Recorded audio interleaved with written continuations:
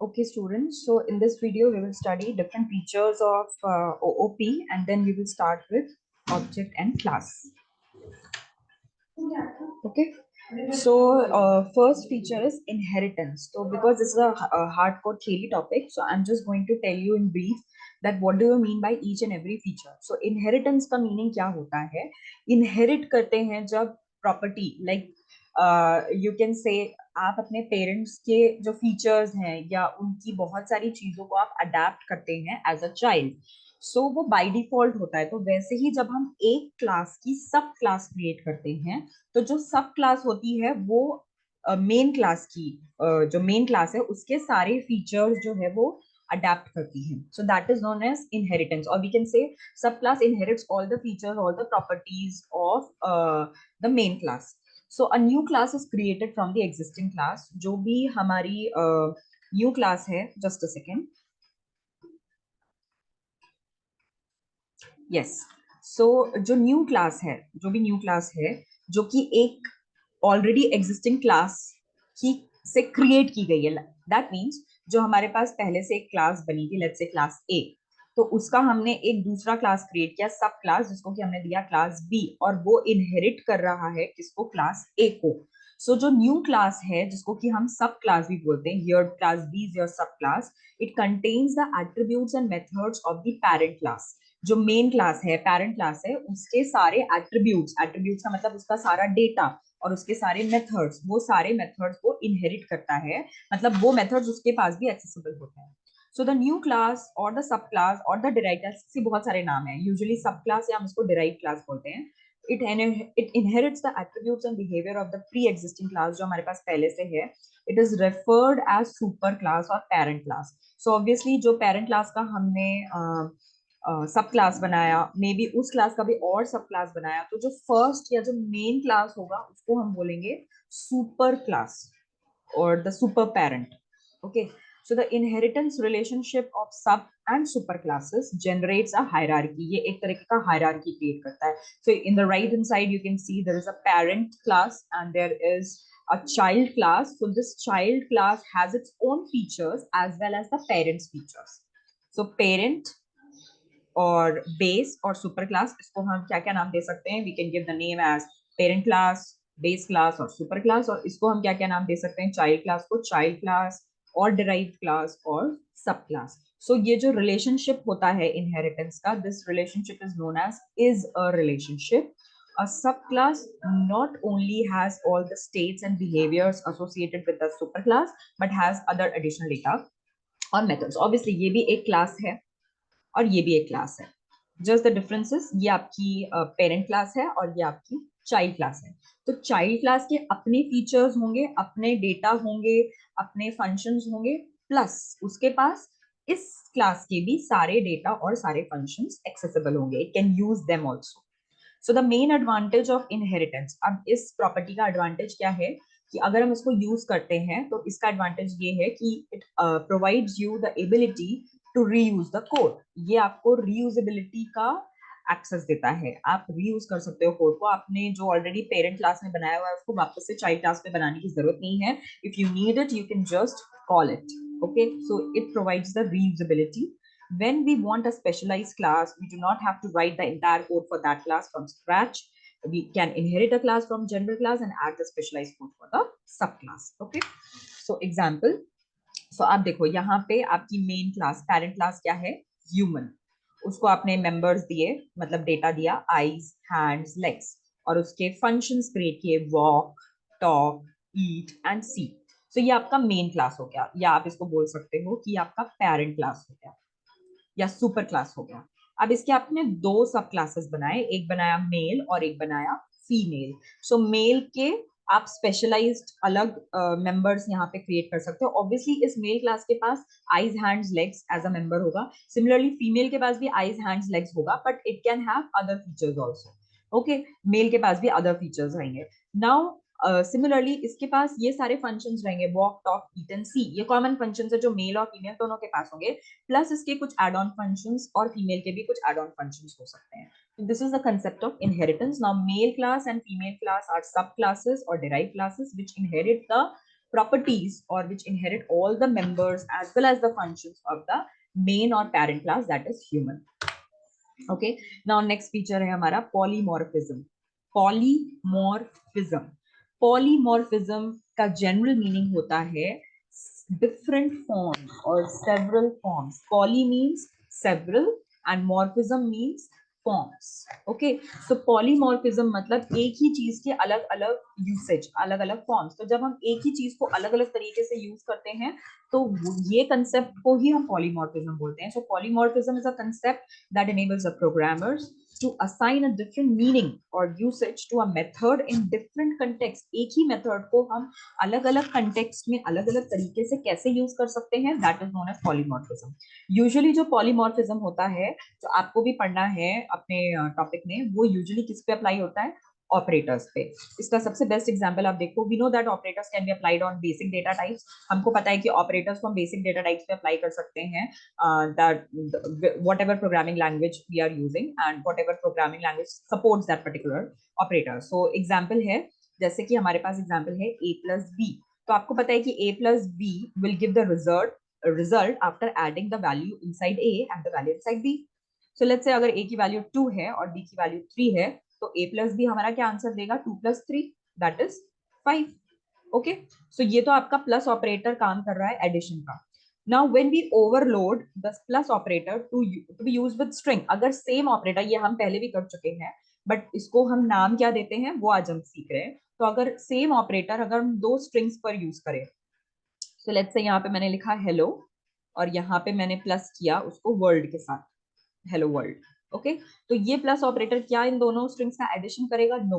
Now the same operator plus is going to concatenate both the strings and give you result like this. Correct?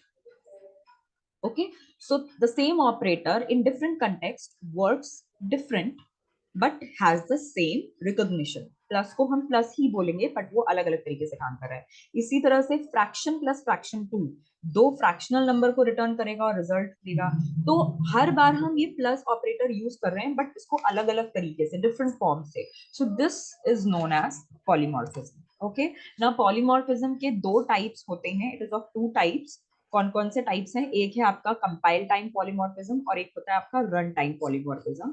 Now, what is the compile time polymorphism? Again, it is divided into two categories. One is function overloading and second is operator overloading. तो आप operator overloading भी कर सकते हो, जो अभी हमने यहाँ पे plus operator का देखा, और आप function को भी reuse कर सकते हो अलग अलग तरीके से. Reuse means overload कर सकते हो अलग अलग तरीके से. Now, function overloading का example है, like let's say मैंने एक object create किया अक्षय और use किया अक्षय dot move. ठीक है, move is a function. So Akshay dot move, a person is moving. Chair dot move, an object is moving. Amit dot run, a person is moving, and tortoise dot run, a animal is moving. So you can see here the same function is overloaded but with different classes.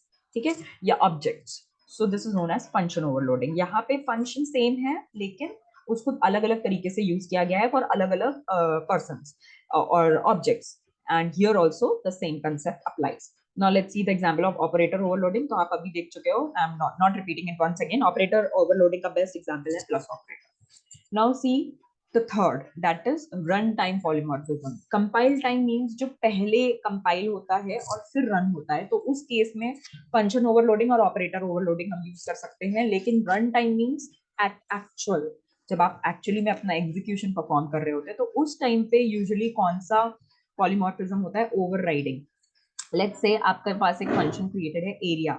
ना area को आपने दो arguments दिए ए और B, तो ये दो arguments को यूज करके कैलकुलेट करेगा. So obviously it will be calculating either the area of rectangle और एनीथिंग एल्स जिसमें दो चीजें लगती हैं. अगर सेम एरिया फंक्शन मैंने एक आर्ग्यूमेंट पे दिया तो ये एरिया किसी और एरिया को कैलकुलेट कर सकता है. मे बी यहाँ पे हम सेम नाम यूज करके फंक्शन हमने यहाँ पे दिया है एक आर्ग्यूमेंट पे, तो ये एरिया ऑफ सर्कल ले सकता है, ये एरिया ऑफ ट्रायंगल ले सकता है और anything. Okay, so this is how polymorphism works. Now next property जो आपका आता है वो है container ship. Now, containership is referred as composition, ये composition है which allows a class to contain an object of different class as its member. So example, इसका best example है जब एक class के अंदर दूसरी class contained होती है, तो class B is contained in class A. So this concept is known as containership. तो यहाँ पे अगर मैंने एग्जाम्पल लिया क्लास ए का, तो ये एक ऑब्जेक्ट ले सकती है क्लास बी का एज अ मेंबर. सो जो भी पब्लिक मेथड्स होंगे क्लास बी के, वो क्लास ए के अंदर भी एक्सेसिबल होंगे. सो क्लास ए जो है वो आपका क्या बन गया, कंटेनर, एंड जो क्लास बी है it becomes your contained class which is contained inside class A. So class A is composed of class B. So this concept is known as containership. Now you can get a question on the difference between inheritance concept जो अभी आपने देखा and containership. So inheritance means the ability of class to inherit properties and behavior from parent class by extending it, which we have read, and containership is the ability of a class to contain objects of different classes as member data. दोनों में थोड़ा सा difference है. जो हमने पहले वाला feature पढ़ा इनहेरिटेंस, उसमें सारी प्रॉपर्टीज को वो इनहेरिट करता है, जबकि कंटेनरशिप क्या प्रोवाइड करता है कि ये एबिलिटी देता है क्लास को कि वो ऑब्जेक्ट दूसरे क्लास का अपने अंदर कंटेन कर सके as a member data, not whole. So this is known as containership. ना इनहेरिटेंस में अगर हम कोई क्लास एक्सटेंड करते हैं, it inherits all the public and protected properties. अगर हम इनहेरिटेंस यूज करता है तो वो पब्लिक जो मेंबर्स अवेलेबल हैं और जो प्रोटेक्टेड मेंबर्स हैं और उनकी जो प्रॉपर्टीज हैं, प्रॉपर्टीज मींस फंक्शंस हैं, वो सब इनहेरिट कर लेते हैं, और इसको हम इज अ रिलेशनशिप भी बोलते हैं. जबकि कंटेनरशिप में if a class is contained in another class, the container does not get ability to change or add the behavior to the contained. Also it inherits only public property. ये protected को inherit नहीं करता, सिर्फ public जो properties हैं उसको inherit करता है, और ये चेंजेस नहीं कर सकता कंटेन्ड क्लास के बिहेवियर में. कंटेन्ड मतलब जैसे क्लास ए ने क्लास बी को कंटेन किया हुआ है, तो क्लास ए का जो ऑब्जेक्ट है वो क्लास बी में चेंजेस नहीं कर सकता, it will remain as it is. So these are the differences between inheritance and containership if you get a question on this. Now next property is reusability. So reusability क्या होता है? Reusability obviously the meaning, the name suggests that it provides the ability to reuse. So it means we are developing codes that can be reused either in the same program or in the different program. आप same program में भी उसको reuse कर सकते हो, इसी program में आपने उसको reuse कर दिया, या फिर आपने जो यहाँ पे program create किया है जिसमें कुछ classes हैं उसको आप use कर रहे हो दूसरे program में.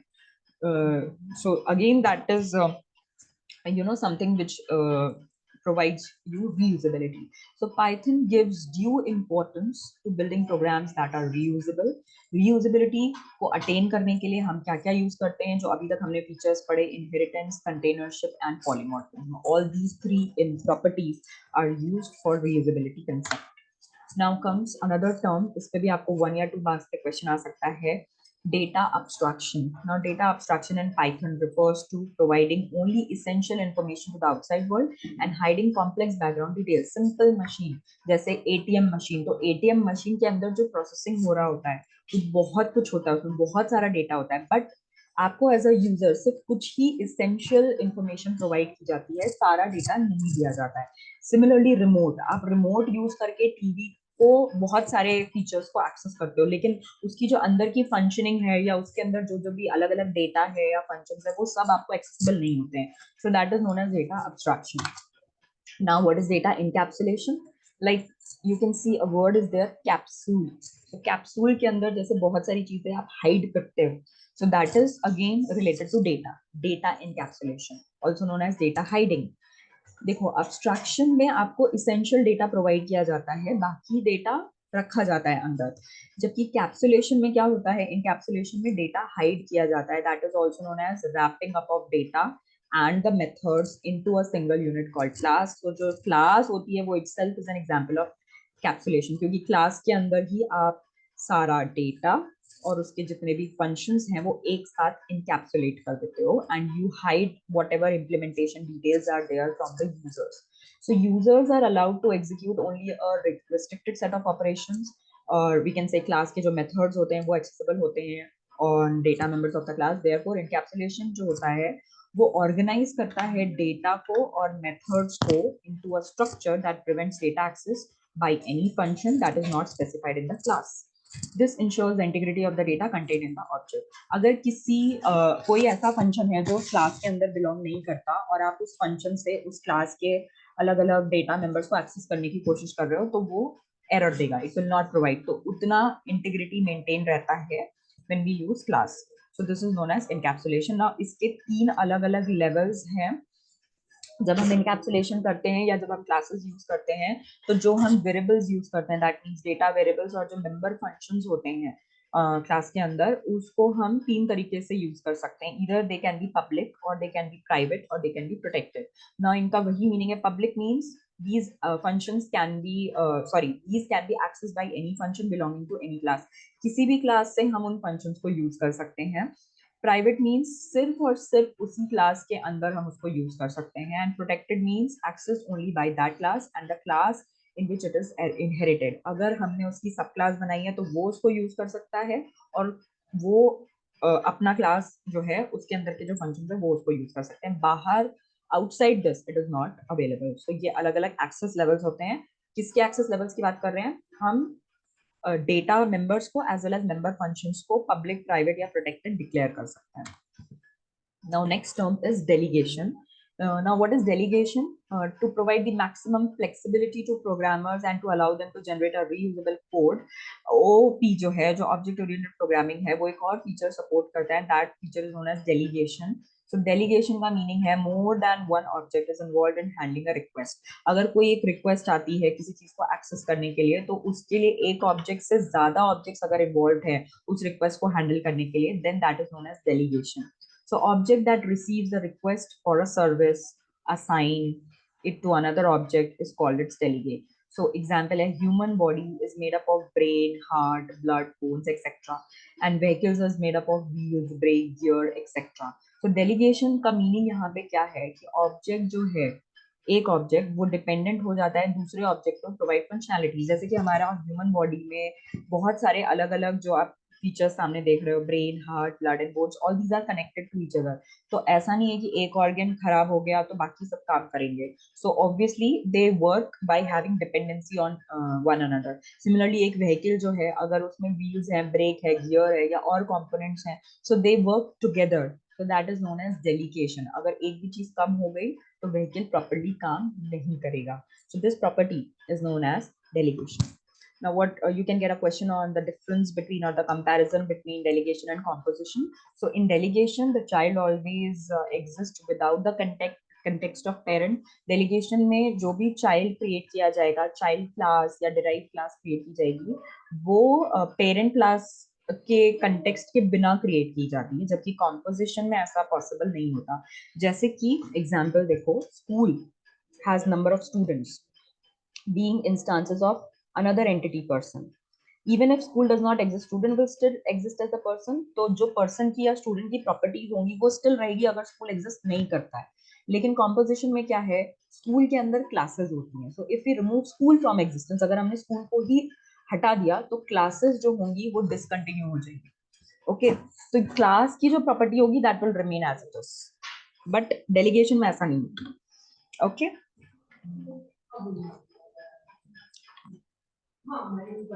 so this completes your the theory topics।